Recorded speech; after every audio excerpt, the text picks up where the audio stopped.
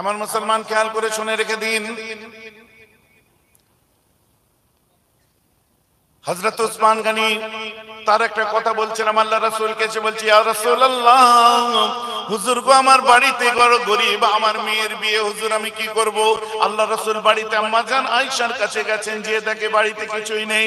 আল্লাহ রাসূল এক সময় বলে, এই যাও যাও, আমার বাড়িতেও কিছু নাই, তুমি একটু আমার উসমানকে যে বলো, ইনশাআল্লাহ উসমান তোমাকে সাহায্য করতে পারবে। জামিল কোরআন উসমান বিন আফফান বলছে আমার উসমানের কাছে যাও। উসমান গনি কে ছিলেন জানেন? তার ব্যবসাটা যদি আজ পৃথিবীর বুকে রয়ে যেত, সারা পৃথিবীর 4 ভাগের 3 ভাগ সম্পদের মালিক উসমান গনি হয়ে যেতেন। এটা আমি নয়, দ্য রেফার অফ ইসলাম 1981 এ মিস্টার রেচেল হারবারি কথা বলছে, আমি বলছি না। তার বিজনেস স্টাইলটা এমন ছিল, বুঝতে পারছেন? যাও উসমানের কাছে চলে যাও। উসমান গনির কাছে এই লোকটা যখন গেছে, দূর থেকে উসমান গনি দেখছে একটা লোককে ধরে খুব পিটাচ্ছে। তো থমকে দাঁড়িয়ে গেছে, বলছে বাপ রে কি রাগী লোক গো। বলে কেন? বলে মারছে কেন ভাই? ভাই শোনো, ওই লোকটাকে উসমান গনি ওইভাবে পিটাচ্ছে, মারছে কেন?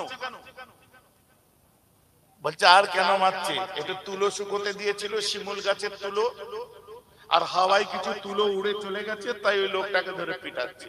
বলছি এ দেবে না, তুলো উড়ে গেছে ধরে যদি পিটাই, আমাকে পয়সা দেবে? নবীজি বলেছে যাই। আল্লাহ রাসূল বলছে কি গো, নবীজির কাছে গেছে, কিছু দিলো? হুজুর বিশাল অসুবিধা, হুজুর আপনি দোয়া করলেই হবে। বলছি কেন, হয়েছেটা কি? হুজুর প্রচুর কেলাচ্ছে, মানে খুব মারছে হুজুর। বলে কেন মারছে? কাকে মারছে?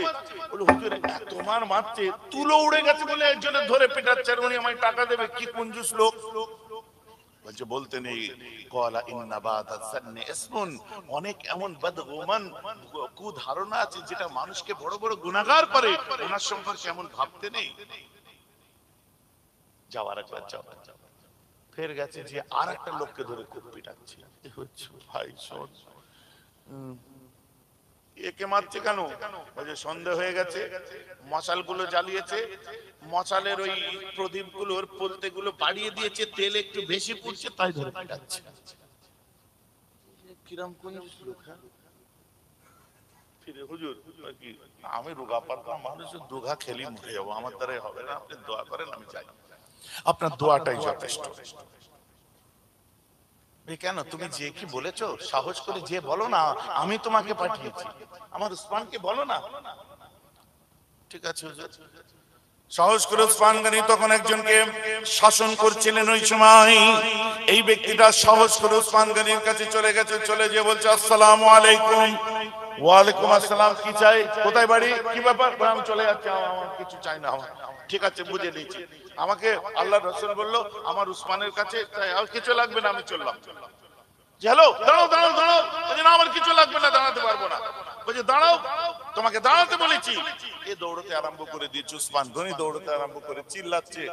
বলছে দাঁড়াও, আর এই লোক বলছে আল্লাহ বাঁচাও।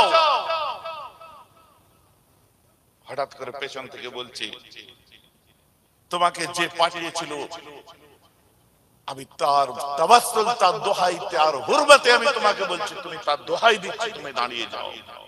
বলছে জান রহিয়া যায় কোই বাত নেই, আর হাত তুলে দাঁড়িয়ে গেছে। জানে এই বোধাই দিল। আস্তে করে চোখটা খোলার পরে দেখছে সামনে উসমান গনি দাঁড়িয়ে ঝরঝর করে কাঁদছেন। উসমান গনি কাঁদছেন, বলছে ভাই আমাকে মাফ করে দাও। আহা বলুন না সুবহানাল্লাহ। নারে তাকবীর, নারে তাকবীর। ভাই আমাকে মাফ করে দাও। কেন কি হয়েছে? আপনি মাফ করে দেবো আপনার? বলছে তুমি আল্লাহর রাসূল বলে আমাকে কিছু বলছিলে। বলছে আল্লাহর রাসূল তো আপনার কাছে পাঠিয়েছে। চিৎকার করে কাঁদতে আরম্ভ করে দিয়েছে। আরে আমার রাসূল তোমাকে আমার কাছে পাঠানো, আর আমার কাছ থেকে ফিরে আসতে হলো তোমাকে। বলছে এর আগে আরো দুবার ফিরে গেছি আমি, আপনি পিটাচ্ছিলেন ধরে। আরো চিৎকার করে কাঁদছে, উসমান তুই এত বড় বেয়াদব হয়ে গেছিস, আল্লাহর রাসূল তোর কাছে কাউকে পাঠিয়েছে, আর উসমান সেই মানুষটা তদ্দূর থেকে তিনবার ঘুরে চলে গেছে। কি বাচ্চা ছেলের মতো কাঁদছে, বাচ্চা ছেলের মতো কাঁদতে আরম্ভ করে দিয়েছে। চলুন আমার বাড়িতে চলুন। বাড়িতে যাওয়ার পর নিজের আমামা মুবারক, আমামা মানে পাগড়ি মুবারক বিছিয়ে দিয়ে বলছে, বসুন, আপনি আমার রাসূলের পাঠানো মেহমান। সুবহানাল্লাহ, আমার রাসূলের পাঠানো মেহমান, আপনি বসুন। ভেতর থেকে কিছু ড্রাই ফ্রুট, খুরমা টুরমা, এই সমস্ত খাদ্যদ্রব্য ভেতর থেকে এনে ওনাকে খাইয়েছে। খাওয়ার পরে বলছে, আমার রাসূল কেন পাঠিয়েছে আপনি একটু বলুন। বলছে, আমার মেয়ের বিয়ে, আল্লাহ রাসূলের বাড়িতে কিছু ছিল না, তাই আমার রাসূল এই সময় বললেন, আমার উসমানের কাছে চলে যাও, উসমান তোমাকে কখনো বিমুখ করবে না। আমার রাসূল আমার উসমান বলেছে। বলছে হ্যাঁ। আরো কাঁদতে আরম্ভ করে দিয়েছে। খাদেমকে ডেকে বলল, তায়েফের এখানে ওয়াদি নাখলার পাশে সবথেকে বড় খেজুরের বাগান যেটা আছে, এক্ষুনি ওর নামে লিখে দাও। বলেন না সুবহানাল্লাহ, ওয়াদি নাখলাটা ওর নামে লিখে দাও। ওর পরম্পরা নসলকে নসল যেন আর কোনোদিন কারো কাছে হাত না পাততে হয়। আজকে সেই নসল রয়ে গেছে আজও। তেবিয়া কমিউনিটির মানুষ, কথা বুঝতে পারছেন না, আজও পর্যন্ত রয়ে গেছে। এরা তদানিয়ন্ত্রণকালের গরিব ছিল, যেটাকে এক কথায় বদুয়াদের মধ্যে ফেলতে পারেন। বধু যাদেরকে বলে, গ্রাম্য মানুষ।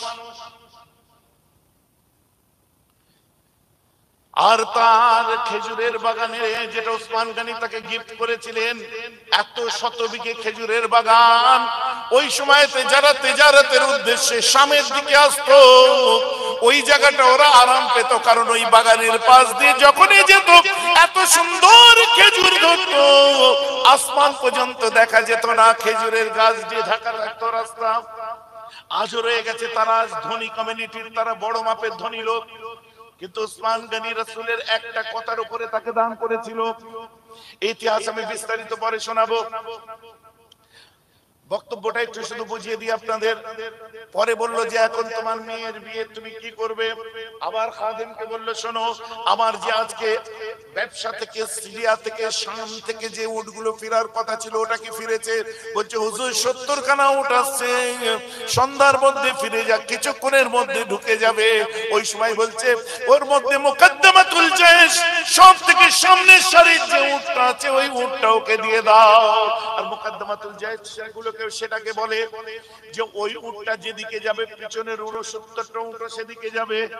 আল্লাহ রাসূলের ওইটুকু কথা অনুযায়ী ওভারলোড করা 70 খানা উট ওই গরিবটাকে দান করে দেয়। আর ধনীকে, গরিবকে এটা বোঝার মতো আপনার ক্ষমতা নাই, আপনি মূল্যায়ন করতে পারবেন না। কথাটা বুঝতে পারছেন না? এই মূল্যায়ন করার ক্ষমতা আপনার নেই। আজ আপনি আমির, কালকে গরিব। আজকে যে গরিব, কাল সে রাইস। তখন মনে রেখে দেবে, তখন মনে রেখে দেবে। অতএব বাহুবল, নেতৃত্বের বল, অর্থ বল, জনবল ও কিছু কাজে আসবে না। হযরত ওমর ফারুক রাদিয়াল্লাহু তাআলা আনহুর জামানায় একজন মানুষ চুরি করে ফেলেছিল। ওসমান ওমর ফারুককে এসে বলা হলো, হুজুর, একজন চুরি করে ফেলেছে, চোরকে নিয়ে আসো। চোরকে যখন নিয়ে আসা হলো, ওমর ফারুক চোরকে দেখে চমকে উঠে বলছে, এটা চোর? আল্লাহ! শোনো, যাও, চলে যাও, তোমরা যাও, কালকে ফজরের পর বিচার হবে। আর চোরকে বলল, আপনি থাকুন। চোর মাথা হ্যাট করে কাঁদছে। ওসমান গনি যে তার হাত মুবারকে চুমু দেয়, ওমর ফারুক যে তার হাত মুবারকে চুমু দেয়, যে ভাই, আপনি চুরি করে ফেললেন,